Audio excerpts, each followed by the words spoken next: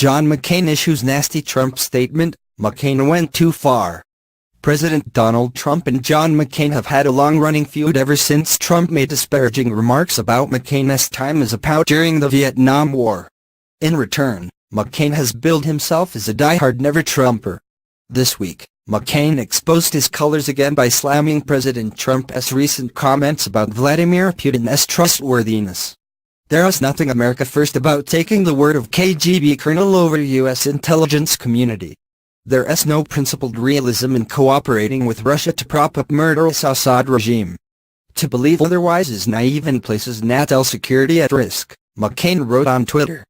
McCain's comments come after Trump told the press on board Air Force One that he believes President Putin when he says that he did not interfere in the 2016 election. Former CIA and other intelligence officers have rushed to the media to say that President Trump is being played by Moscow. Putin is committed to undermining our system, our democracy and our whole process. And to try paint it in any other way is, I think, astounding, and, in fact, poses a peril to this country, said former CIA Director John Brennan. Interestingly, the two men condemning Trump the loudest are Brennan and former Director of National Intelligence James Clapper.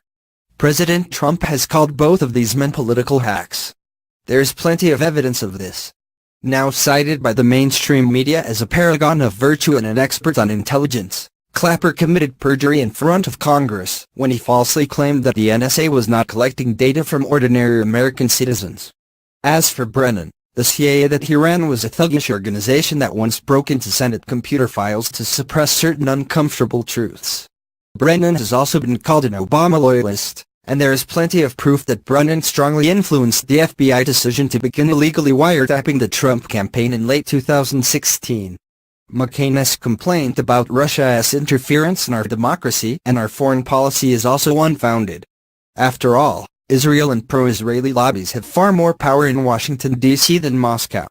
Israel spies on the U.S. to a large extent, in addition to China, who has over 25,000 spies in the U.S.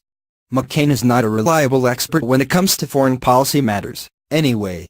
McCain stumped for the U.S. invasion of Iraq in 2003, the U.S. bombing of Libya in 2011, and has repeatedly supported the violent overthrow of the Assad regime ever since the Syrian civil war began 6 years ago. Thanks to McCain and Clinton, Libya is a hotbed of militia violence and terrorism and is a failed state.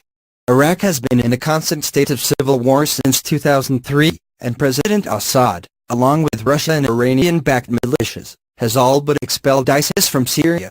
While President Putin is certainly working for his own ends, President Trump is right to try and create a positive relationship with Moscow. The superpower is not one America needs as an enemy. And if being played by Russia is the only alternative to more pointless neocon wars, then Americans should support being played. Senator McCain has been a repeated, vocal critic of President Trump. Did he cross a line with his most recent remarks?